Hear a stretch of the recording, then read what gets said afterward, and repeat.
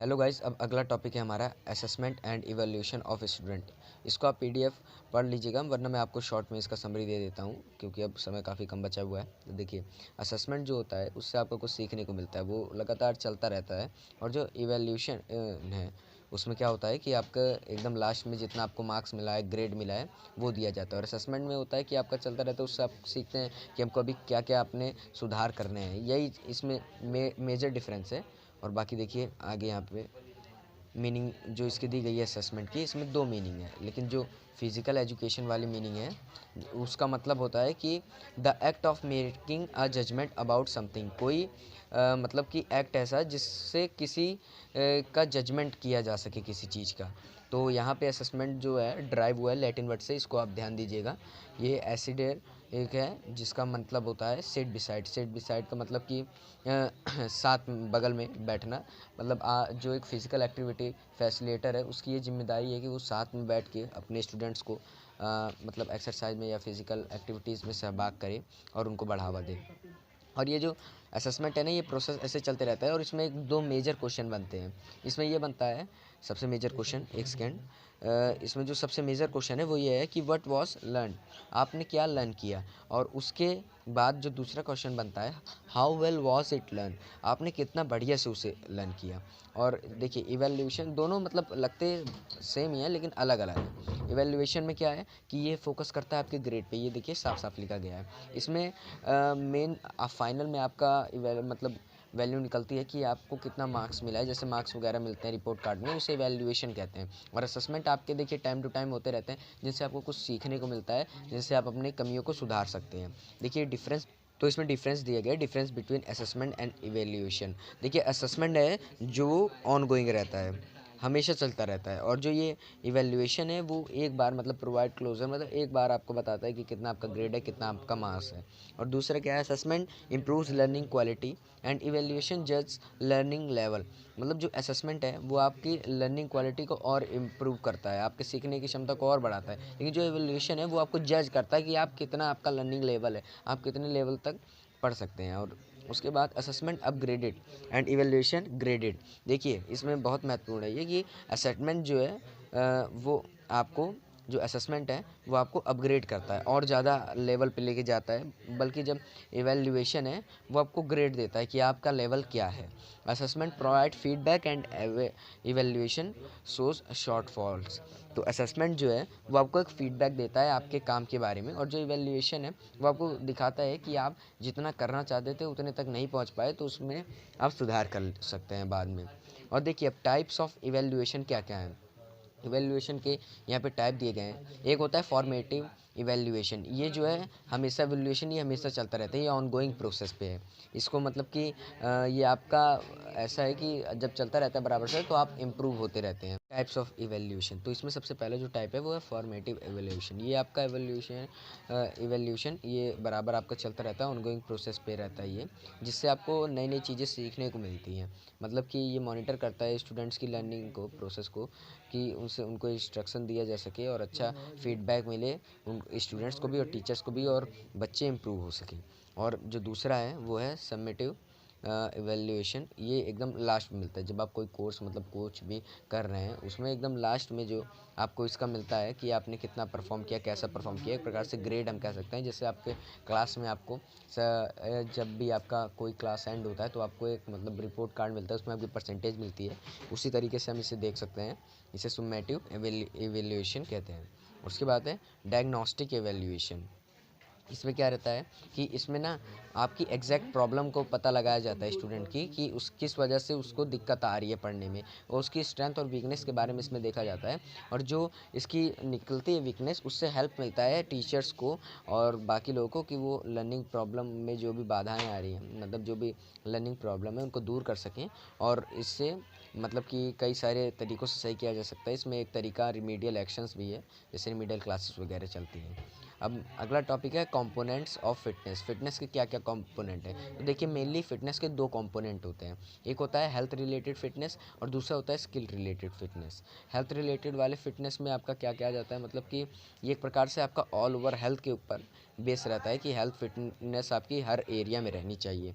इसमें देखिए मेन यहाँ पे दिए गए हैं कि aerobic capacity, anaerobic capacity, strength, flexibility और बॉडी कंपोजिशन पे ज़्यादा ध्यान देता है। जबकि स्किल रिलेटेड फिटनेस में क्या बात है कि ये एक किसी स्पेसिफिक स्पोर्ट, ये किसी स्पेसिफिक स्किल के ऊपर ध्यान देता है आपकी।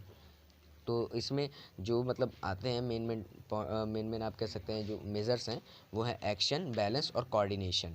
और एक चीज़ यहाँ पे नोट डाउन करने वाली बात है कि ये जितनी भी आपको बताई जा रही है, जितने भी ये कंपोनेंट्स हैं फिटनेस के, ये 7 साल के नीचे वाले, मतलब कि जो अर्ली ईयर्स के स्टूडेंट्स हैं उन लोगों के लिए ये अवॉइडेड है, मतलब उन लोगों को ये नहीं करना। देखिए यहाँ पे लिखा गया है for the students of early years below the age of 7 years all health related components of fitness are to be avoided। तो मतलब ये 7 साल के कम बच्चों के लिए नहीं है, ये उनके ऊपर वालों के लिए है। और अब अगला टॉपिक आता है BMI, बॉडी मास इंडेक्स। तो इसमें देखिए क्या क्या, body composition, the component parts of the body in terms of the relative amount of body fat compared to the lean tissue in the body, this can be measured as follows। तो मतलब ये simple सा है कि जो BMI होता है वो एक रिलेटिव अमाउंट फैट होता है अगर हम कंपेयर करें लीन टिश्यू जो बॉडी के अंदर पाए जाते हैं।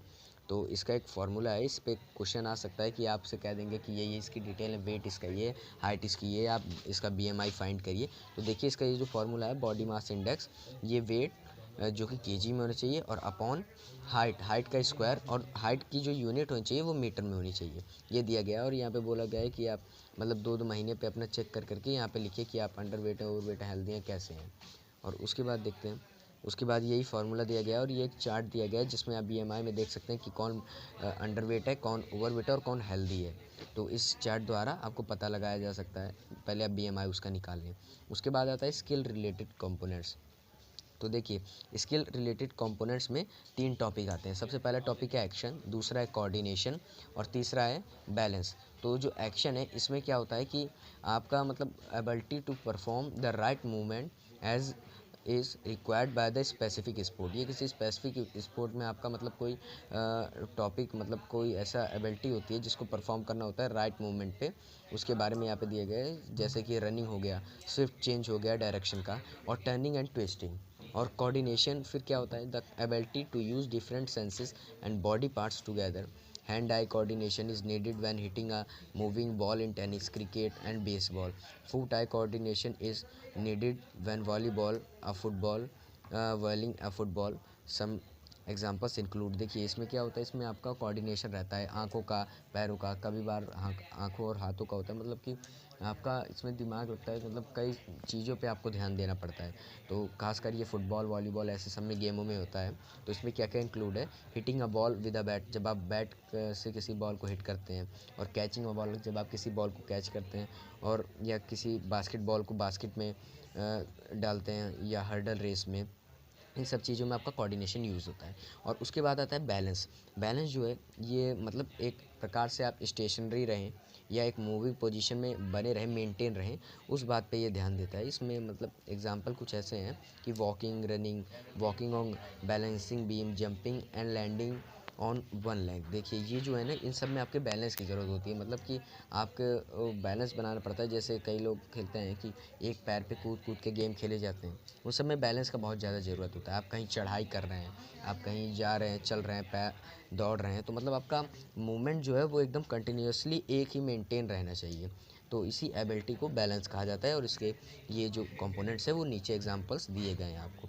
और फिर ये एक्टिविटी दी गई है, ये आप अब कर तो नहीं सकते हैं, इस पर एक बार नज़र फेर लीजिएगा, बाकी हम आगे चलते हैं, नहीं तो काफ़ी वीडियो लंबा हो जाएगा। और फिर इसमें पूछते हैं हमने क्या क्या पढ़ा। तो देखिए हमने जो सेशन कंप्लीट किया है उसमें हम जान पाए कि असेसमेंट और इवैल्यूएशन प्लान कैसे बनाया जा सकता है, और हेल्थ और स्किल जो कंपोनेंट है फिटनेस के, उसके हम कैसे पहचान सकते हैं, और जो conduct skill assessment for children, मतलब कि स्किल का जो असेसमेंट है वो चिल्ड्रन के लिए हम लोग कैसे तैयार कर सकते हैं। फिर ये एक्टिविटी दी गई है, कुछ क्वेश्चन दिए गए हैं, आप इसे देख लीजिएगा। और उसके बाद हम आगे आते हैं। तो ये है prepare assessment report and provide feedback. तो इस पे ये जो है इसमें मतलब दिया गया है कि हम असेसमेंट रिपोर्ट कैसे बना सकते हैं और फीडबैक कैसे दे सकते हैं किसी स्टूडेंट को। तो इसमें जो the WHO definition of health and fitness is a state of complete physical, mental and social well-being and not merely the absence of disease or infirmity। देखिए ये WHO द्वारा मतलब हेल्थ एंड फिटनेस आप जानते हैं कि वर्ल्ड हेल्थ ऑर्गेनाइजेशन द्वारा इसे लागू किया गया है और ये फिज़िकल, मेंटल और सोशल दोनों मतलब तीनों चीज़ों पे ये ध्यान देती है ताकि उसका असेसमेंट रिपोर्ट बनाया जा सके किसी चाइल्ड का। तो as a children grow they learn skill when enable them to improve their movement. We also observe a set of fundamental skill at lower grades and sports specific skill at higher grades to measure the learning. तो इसमें ये बताया गया कि मतलब कई सारी ऐसी स्किल होती हैं, कई सारी ऐसी एक्टिविटी होती हैं जिनसे हम लर्निंग को मेज़र कर सकते हैं। तो देखिए सम रीज़न मतलब कुछ रीज़न है जो असेसमेंट क्यों इम्पॉर्टेंट है। तो सबसे पहला रीज़न है कि एरिया उनको पता करना कि जो स्ट्रेंथ हमारी है और जहाँ पे हमको इम्प्रूवमेंट की ज़रूरत है। और दूसरा हुआ कि हम मॉनिटर कैसे कर सकते हैं अपने लर्निंग को और कैसे हम अच्छी तरीके से टीचिंग अपनी बढ़िया कर सकते हैं। और तीसरा है टैलेंट आइडेंटिफिकेशन। अब फिर हम कैसे पहचान सकते हैं कि किस स्टूडेंट के अंदर कौन सा टैलेंट है, हम इसको और ज़्यादा कैसे उभार सकते हैं, इस बारे में दिया गया है।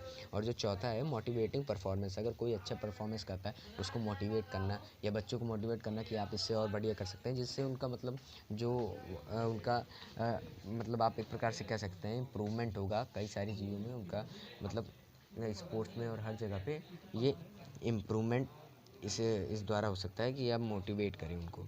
और ये असेसमेंट साइकिल दी गई है। तो सबसे पहले आपको प्लान की ज़रूरत है, उसके बाद उसे इम्प्लीमेंट करने की ज़रूरत है, फिर असेसमेंट और उसके बाद इसी को रिपीट और रिवाइज करते रहें। तो ये असेसमेंट साइकिल है, तो इसके द्वारा आप देख सकते हैं। और उसके बाद some more reason why assessment and documenting them in form of report is important. देखिए क्यों ज़रूरी है कि हम असेसमेंट या इसको किसी रिपोर्ट में तैयार करें।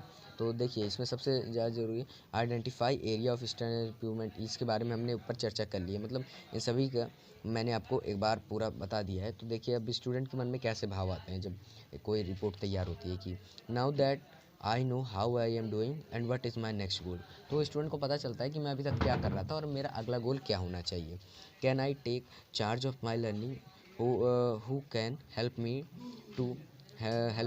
Do better. तो मतलब इसमें ये दिया गया है कि अब मैं अपना चार्ज ले सकता हूँ लर्निंग का, कौन मतलब मेरे को मदद कर सकता है कि मैं और बढ़िया करूँगा। टीचर के मन में क्या क्या क्वेश्चन उठते हैं कि what is working for the students, क्या काम किया जा सकता है स्टूडेंट के लिए। What can I do to help the student more, मैं क्या और कर सकता हूँ जिससे स्टूडेंट्स को और ज़्यादा सहायता मिले। और मैं किस डायरेक्शन में अगला मतलब मेरा जो अगला डायरेक्शन है वो किस दिशा में, मतलब मेरा अगला काम किस डायरेक्शन में होना चाहिए। तो देखिए the results if the assessment are to be significantly documented and look into it as a reference for further improvement. तो यही दिया गया है कि मतलब ये जो रिपोर्ट बनती है इनसे इम्प्रूवमेंट के चांसेस बहुत ज़्यादा हो जाते हैं और बहुत ज़्यादा इम्प्रूवमेंट भी होती है। और इसके बाद देखिए एक सैंपल दिया गया है physical education student progress report का। इसमें देखिए अमित नाम के एक छात्र के बारे में यहाँ पे बताया गया है पूरा। इसको आप एक बार देख लीजिएगा, इसमें कैसे कैसे उसको मिले हैं ग्रेड वगैरह, उसका असेसमेंट रिपोर्ट है ये पूरा। उसके बाद देखिए यहाँ पे अब अगला क्या टॉपिक है, एक सैम्पल रिपोर्ट कार्ड है। इसमें मतलब एक किसी स्कूल का रिपोर्ट कार्ड जिसमें बच्चे की स्किल कैसी थी, वो कितना ग्रेड पाया, किस चीज़ में वो कमज़ोर है, किस चीज़ में वो तेज़ है, उसके बारे में यहाँ पे डिटेल दी गई है।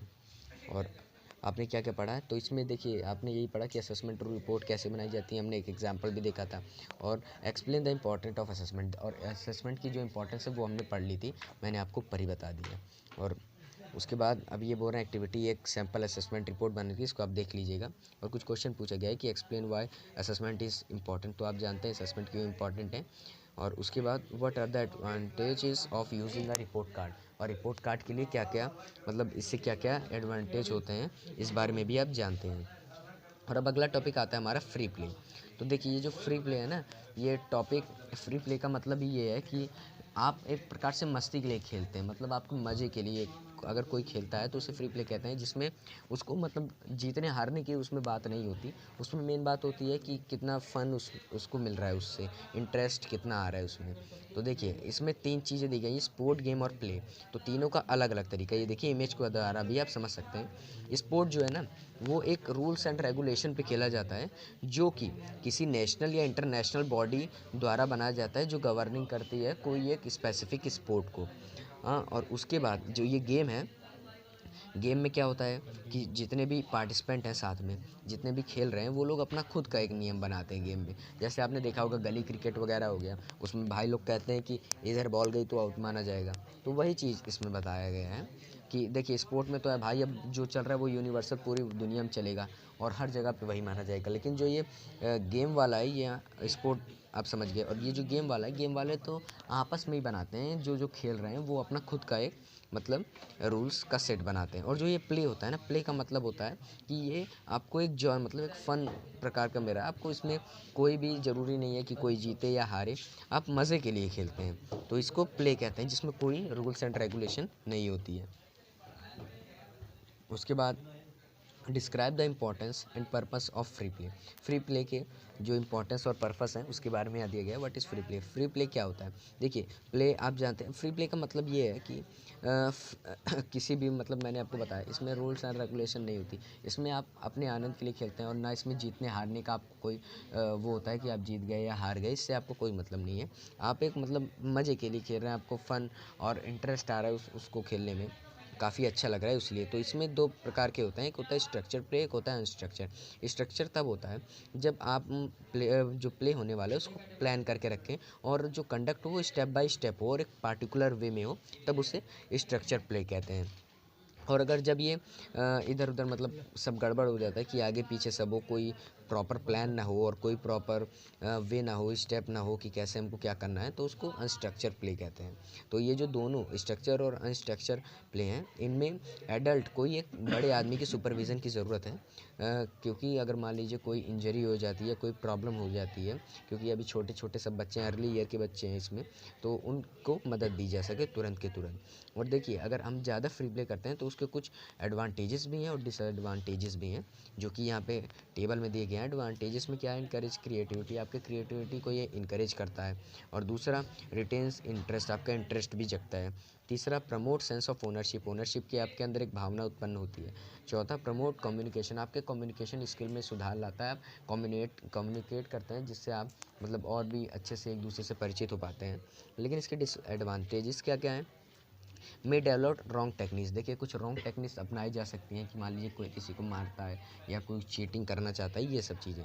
और दूसरे में assessment can not be done, इसमें कोई असेसमेंट डन नहीं हो पाता है, क्योंकि देखिए यहाँ पे तीसरा दिया गया है progress can not be track, इसमें जब प्रोग्रेस ट्रैक नहीं हो सकती तो फिर असेसमेंट भी नहीं हो पाता इसमें। और मे लीड टू कॉन्फ्लिक्ट, और कभी कभार ऐसा भी होता है कि लड़ाई झगड़ा भी हो जाए, तो उसके बचाने के लिए मतलब इसमें दिया गया है कि मतलब ज़्यादा अगर ये एक्सेस होगा इसका फ्री प्ले का, तो इसलिए ये डिसएडवांटेजेस हैं।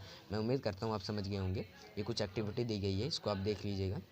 और एक्टिविटी के बाद ये पूछा है कि मतलब क्या क्या आपने पढ़ा, तो इसमें आप जान गए हैं कि स्पोर्ट, गेम और प्ले के बीच में क्या क्या डिफरेंसेस हैं।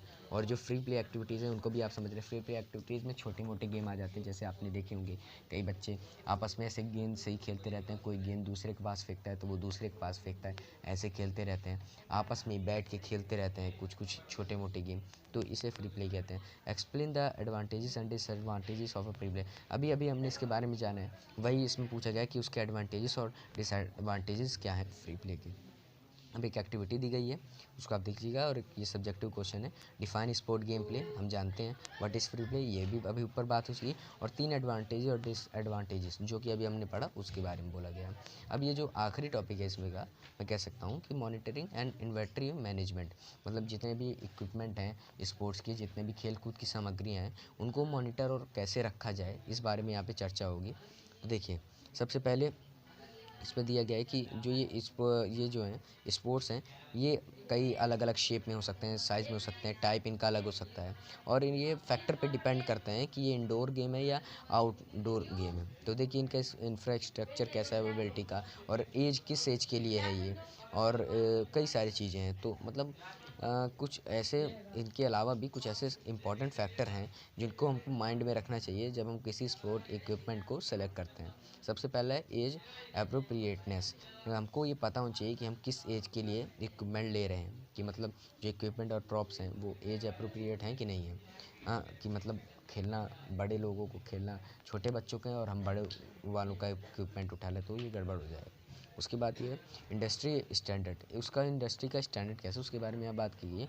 मान लीजिए आपको क्रिकेट बैट सभी जानते हैं कि लकड़ी का होता है, लेकिन मान लीजिए वो इंडस्ट्री ने उसे मेटल का बना दिया तो ये गड़बड़ है, मतलब ऐसा नहीं होता। तो फिर मेटल का नहीं चाहिए। वही यहाँ पे बताया गया है कि एग्जांपल में कि उसका जो मैन्युफैक्चर है वो उसकी इंडस्ट्री गाइडलाइंस को फॉलो करना चाहिए। टेनिस बॉल जो है वो रबर की होनी चाहिए, लेदर की नहीं होनी चाहिए।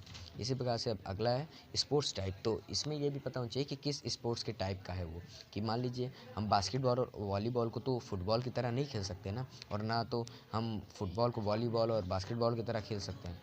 तो इन सब बातों का भी ध्यान रखा जाना चाहिए। और चौथा होता है इंफ्रास्ट्रक्चर। अब इसमें ये डिपेंड करता है कि वो कहाँ पे है, जो इक्विपमेंट है, जो सामग्री है खेलने कूदने की वो कहाँ पे। जैसे एक बास्केटबॉल का पिलर है तो वो एक तो होता है कि बाहर खड़ा है तो उसको धूप वगैरह और जो एक्सट्रीम वेदर कंडीशन होती है उनको सबको झेलना पड़ता है। हाँ, और जैसे मान लीजिए एक होता है कि अलग से लाने वाला इंडोर का हो गया। इंडोर में थोड़ा मतलब सेफ्टी रहती है, बाहर है तो उसको कई सारे वेदर कंडीशन को झेलना पड़ता है, तो उसके ऊपर भी ये प्रभाव पड़ता है। देखिए कुछ होते हैं परमानेंट गोल पोस्ट जो कि हमेशा लगे रहते हैं, तो उनको मतलब अच्छी प्लेस चाहिए।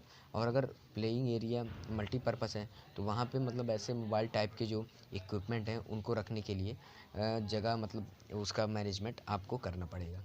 और अगला है ग्रुप साइज़। ग्रुप साइज़ देखिए, अगर मान लीजिए जैसे 40 ग्रुप साइज़ कैसे, मतलब कि एक प्रकार से कोई फिक्स नंबर में होना चाहिए, मतलब ज़्यादा नहीं होना चाहिए। 40 स्टूडेंट जैसे एक गेम को खेल रहे हैं एक बार में, तो आप उसमें मतलब इतना करें कि उसको ग्रुप में डिवाइड कर दें। ग्रुप में डिवाइड करके खिलाएंगे तो मतलब ग्रुप में डिवाइड करके वो लोग खेलेंगे तो ज़्यादा बढ़िया से रहेगा। कि मतलब और ये भी ध्यान दें कि जो स्मॉल साइज़ का ग्रुप है उनके लिए स्मॉल गोल पोस्ट रहे, और स्मॉल मतलब ये मोबाइल क्रिकेट स्टम्प जो कभी भी उखाड़ के गाड़े जा सकते हैं, ऐसे सब की इक्विपमेंट की ज़रूरत पड़ती है। इन सब का भी ध्यान रखा जाए। और छठा चीज़ है बजट। बजट एक बहुत इंपॉर्टेंट है फैक्टर है, क्योंकि देखिए ये सिलेक्शन करना बहुत ज़रूरी है। क्योंकि जो बजट है वो कैसे कि कुछ होते हैं 100 रुपये से लेके लाखों तक जा सकते हैं। जैसे लीडिंग इंटरनेशनल मैन्युफैक्चर हैं, जैसे नाइक हो गए, एडिडास हो गए, पूमा हो गए, ये लोग बहुत प्रीमियम प्राइस पे आते हैं। लेकिन जैसे कंपेयर टू सम ऐसे ऐसे ब्रांड जिनके बारे में आप बहुत कम सुने हों, जैसे कि कई सारे स्पोर्ट्स के चीज़ें हैं जो कम इतना ज़्यादा फैली ना हो उनकी बातें, लेकिन ये जो नाइक हैं, एडिडास है, पूमा है, ये इनके इक्विपमेंट काफ़ी महंगे रहते हैं। क्योंकि ये एक्सपीरियंस मतलब एक्सपीरियंस की बात होती है कि खेलने के लिए आसान, कंफर्ट और ड्यूरेबिलिटी रहती है। इसीलिए डिपेंड करते हैं ब्रांड से ब्रांड में कि कौन सा बेटर है और कौन सा इंडस्ट्री के गाइडलाइंस को फॉलो करता है। और better materials while manufacturing the equipment and props, और कौन सा बेटर मटेरियल प्रोवाइड करता है तो उसका भी ध्यान रखा जाना चाहिए और बजट पे ध्यान दिया जाना चाहिए। और वही चीज़ यहाँ पे देखिए फिर से बताई गई है, तो कुछ अलग नहीं है, वही चीज़ें हैं। और उसके बाद एक इम्पॉर्टेंट चीज़ आपको ये दिया गया है कि इसमें मतलब देखिए कई इक्विपमेंट की यहाँ पे कई इक्विपमेंट का डायग्राम दिया गया है और उसके सामने उसका इक्विपमेंट का नाम और उसका यूसेज बताया गया है। तो मैं तो आशा करता हूँ ये तो आप समझ सकते हैं। ये देखिए सामने अगर आप एक एक करके समझेंगे तो बहुत आसान आसान चीज़ें हैं, ये आप समझ जाएंगे। और देखिए आपके लिए जितने भी मतलब मेन क्वेश्चन हो सकते थे तो वो क्वेश्चन को मैंने लिखवा कर यहाँ नीचे मैं आपको पीडीएफ की फॉर्म में दे दूँगा। लिंक मिल जाएगा आपको, अगर अभी नहीं मिलता थोड़ी देर बाद आप देख लीजिएगा, आपको लिंक मिल जाएगी डिस्क्रिप्शन में या तो कमेंट बॉक्स में। आप जा के वहाँ से लिंक को खोल के ये देखिए एक इन्वेंट्री मैनेजमेंट का ये आखिरी टॉपिक बचा हुआ है। इसमें ज़्यादा कुछ नहीं है, इसमें बस यही है कि एक टेबल मतलब उसमें देखा जाना चाहिए कि कौन सा चीज़ अवेलेबल है, कौन सा डैमेज है, कौन सा लॉस्ट है, इन सब के बारे में एक प्रकार से डेटा निकालने का है। ये मेरे को नहीं लगता कि ज़्यादा कुछ वो है, ये सभी लोग समझ सकते हैं। और बाकी तो आप देख सकते हैं कि हमने पूरा सिलेबस ख़त्म कर दिया इसका। और इसके जो मेन मतलब टॉपिक के आपको क्वेश्चंस हो सकते थे वो सब मैंने आपको दे दिए हैं, वो आपको मिल जाएंगे थोड़ी देर बाद। आप आके यहाँ पे चेकआउट कर सकते हैं। मैं आशा करता हूँ कि आपका एग्ज़ाम बहुत बढ़िया से जाए। मैं भगवान से दुआ करूँगा कि आप सभी को अच्छे अच्छे मार्क्स मिले। आप मेहनत से पढ़ाई करके अपना पूरी फुल तैयारी के साथ जाइए। तो अब मिलते हैं बाद में। Thank you.